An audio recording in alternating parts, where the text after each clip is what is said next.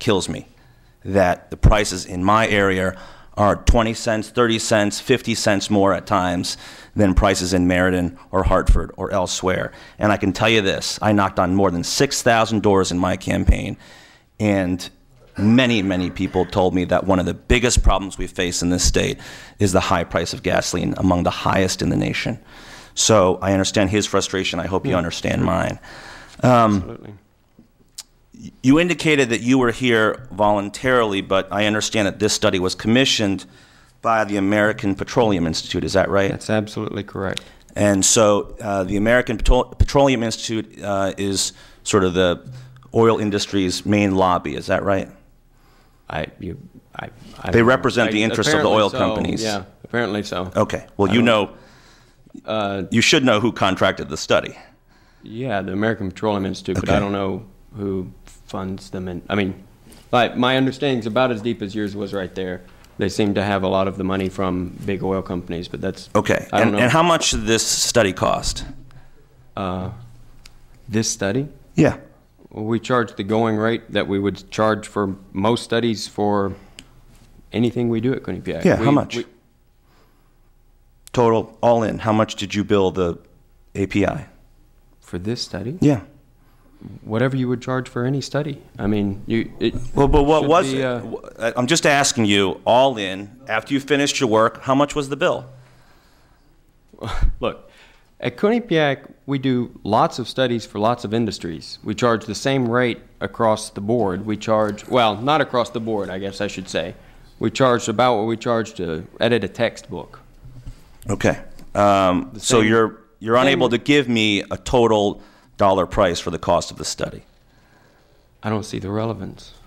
Well, how is it not relevant, sir? This study was commissioned by the American Petroleum Institute, which represents oil companies who presumably have something to lose if zone pricing were banned. So, they paid you to perform the study. I'm just asking you how much you were paid. Look, all right, why don't we move on? Yeah, why don't we move on? We perform a lot of studies. Well, I'm sorry. He's unable to give one, so we'll just move on. Do you know the answer, Professor Ball? Do you know the answer? Yes, I do know the answer. And you choose not to disclose that here, which is your right. I don't see the relevance. As my understanding is, it's a matter of public record as well. If it's a matter of public record, the American Petroleum Institute, as a lobby group, would have to disclose that. Is that not correct?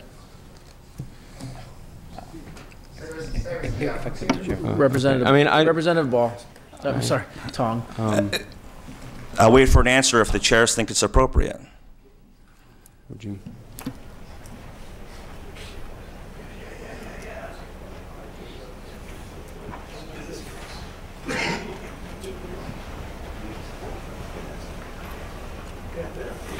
Representative Fontana. Thanks, Mr. Chairman. Just for the purposes of clarification. Professor Ball, you're free to see or not see the relevance of Representative Tong's question. I think from our perspective, we determine what's relevant to our deliberations. Okay. You're free to answer or not answer. Right. If the amount of money is on the public record, I shouldn't see why you couldn't disclose it. If it's not on the public record or we're unclear as it's in the public record, you can say that and not disclose it. Okay. But Representative Tong will determine the relevance of questions, and you're free to answer or not answer from my perspective. Thank you. Thank you, Mr. Chairman. Thank you, sir. I don't mean any disrespect. The effects of zone pricing are the same whether or not you know the cost of the study or not. In that sense, I meant it as irrelevant. The effects of banning zone pricing will be the same whether you know the cost of the study or not. That's why I don't see it as relevant. Would you like to know exactly? Yes, sir. $40,000. Okay, thank you. And it's my understanding that you indicated, or I'm actually looking at the testimony, the written testimony of Mr. Gavayan, who testified earlier, and he indicated that this, actually I'm looking at your executive summary on page 1. Do you have a copy of that in front of you? Yes. And the last paragraph on the first page, it says, this study is the first empirical study of zone gasoline pricing. Is that right? In the state of Connecticut. Yes, it's definitely the first one we could find anywhere, because our first job was to go out and try to find any study we could find, most of them through the Federal Trade Commission. But that's correct. But empirically, as an empirical matter, you did not have the opportunity to study a world in which there is no zone gasoline pricing. Is that right? That's absolutely correct. Right, because zone gasoline pricing has never been banned in the United That's States. absolutely correct. So you're unable to observe the very condition that would result as the result of a ban on zone pricing. No, that's not correct. How so? All right. So one of the studies we did look at is an experimental study commissioned by the Federal Trade Commission. Today in economics, you use experimental studies to determine the effects of laws on a market. We used them in the collapse of the Soviet Union. We used them prior to setting up stock exchanges throughout the region, for example. You would use an experimental study to determine the accurate laws and effects of those laws on, say, the price that you would get if you auctioned off in privatizing industries. So we use experimental studies across the board. We used an experimental study from the Federal Trade Commission's website where the direct effects of zone pricing were studied, and they replicate the conditions that would be in an economy that had banned zone pricing. It's absolutely correct what you said, that there is, because no one's banned zone pricing, there's no data on from a state or a. So I just wanted to clarify that we did use the experimental study, which does look at the conditions of that effect. Which is why the study you would call experimental.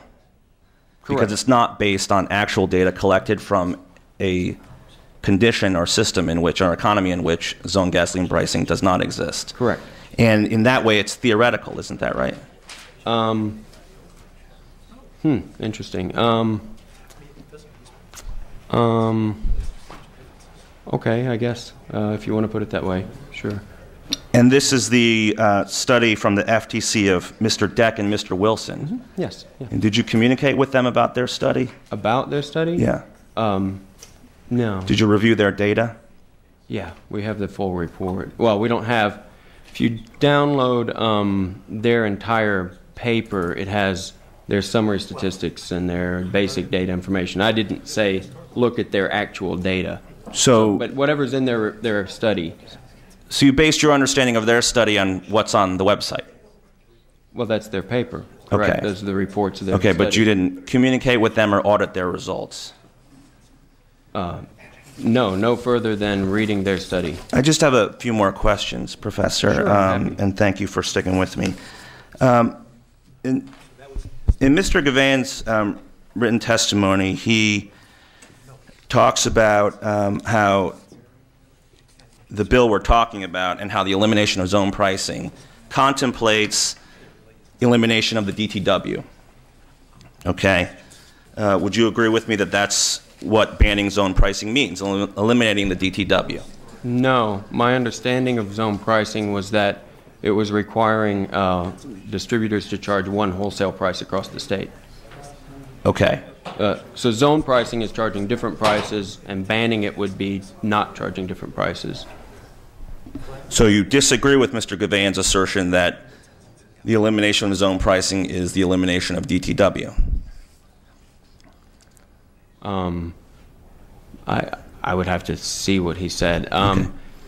My understanding was that the current bill says you would eliminate DTW. So. Okay, but you didn't study that regime. Absolutely. My understanding is that banning zone pricing, interpreted strictly speaking, is under zone pricing, prices are different, wholesale prices, and you would make that illegal and make them charge one price. That's my understanding of what zone pricing banning would be. Okay, and your study is based entirely on DTW data? That's correct. Okay. And census data and so on, but in terms of prices, yes. Let me ask you, you forecast in your testimony today, and Mr. Gavan said that... That's on a personal note, that's not in the study, but yes. Okay, that correct. You thought retail gas prices would rise, that you were convinced that that would happen. Mm-hmm.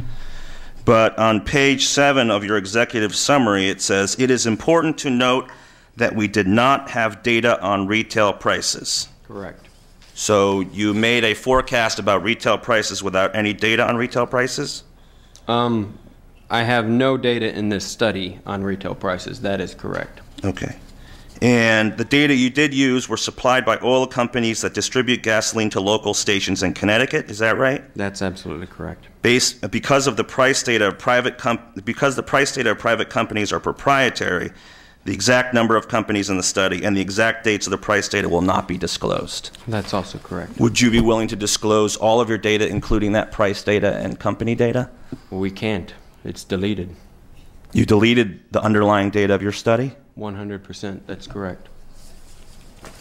When you deal with, a few years ago I worked on some pharmaceutical research out of Texas, and it's pretty typical when you get proprietary data that they require you to destroy the data set. That's you can't release that data. That's their private data, and so they restrict. It's deleted. So if I, on behalf of the legislature, wanted to contract with the expert and came over to Quinnipiac and rolled up my sleeves and wanted to look at your data and understand where you, how you arrived at your conclusions, I would not be able to do that. That's absolutely correct. Okay. Let me close by asking you quickly, I had a chance, because we've had a long meeting tonight, to print out from your website a description of your expertise, and I would expect on your website that we would see the highlights of your scholarship and the focus of your research. Yeah, I'm a new faculty member, but what's there is there, yes. It says you're an assistant professor of economics and that you focus on international economic issues with special emphasis on Central and Eastern European affairs. Is that right? Yes.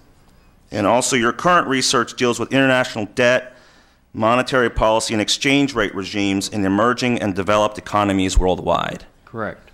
It does not indicate, however, that you have done any significant research or scholarship in energy or the energy market pricing. That's correct. Okay. Right. You will find I've done research on airlines, and I've done research in graduate school on pharmaceutical pricing. But that's correct. And Professor Gias assisted you in this Yes. study, and I'm looking at his credentials, and it indicates that he focuses on research in sports economics, health economics, and the economic effects of advertising. Is that right? If that's on his site, okay. I suppose so. I don't see any mention there, I'll tell you, of market pricing or gas prices or the energy market. I just also want to point out that Professor Rafferty is also part of the study, is he not? That's correct. And he, it says, is available to discuss monetary policy and the long-run effects of business cycles, without, frankly, any other description of areas of expertise, and that doesn't indicate any expertise in market pricing or the energy market. You're not a law school professor, is that right? No. Okay, but as an economist, you're familiar with basic antitrust principles. And in zone pricing, different prices are charged to different people. Is that right? That's correct. And so it's possible that we have a regime in which there's price discrimination. What do you mean by price discrimination? That a price is unlawfully charged for one customer vis-a-vis another. I would assume you could have that anywhere. Okay, but did that occur to you? In this case, no. I mean, all you know when you look at the prices is that they're different across the zones. Did you consult a law school professor at Quinnipiac about the possible anti-competitive effects of zone gasoline pricing? No. We consulted studies from the Federal Trade Commission site, as well as from the American Economic Review. So we consulted the literature on zone pricing as we could find it. I mean, thank you, Professor. Thank you for being here tonight. Yeah. Thank you, Mr. Chairman. Thank you. Thank you, sir. Any other questions?